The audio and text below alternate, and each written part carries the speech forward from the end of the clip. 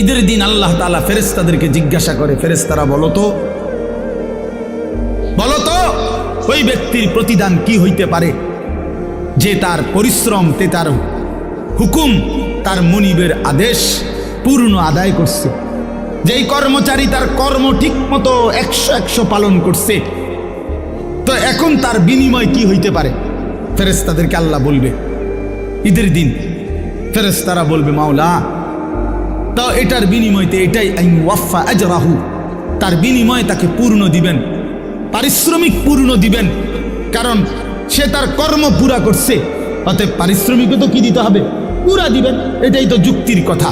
তো আল্লাহ তাআলা তখন বলবেন, ফেরেশতারা তোমরা সাক্ষী থাকো, আমার ইজ্জতের কসম, আমার জালালের কসম, আমি আল্লাহর বরত্বের কসম, আমার শ্রেষ্ঠত্বের কসম, আমার এই বান্দাগুলো একটি মাস রমজানে আমার হুকুম পূর্ণ আদায় করছে, আমার আদেশের হক আদায় করছে, রমজানের হক আদায় করছে। আজকে আমি আল্লাহ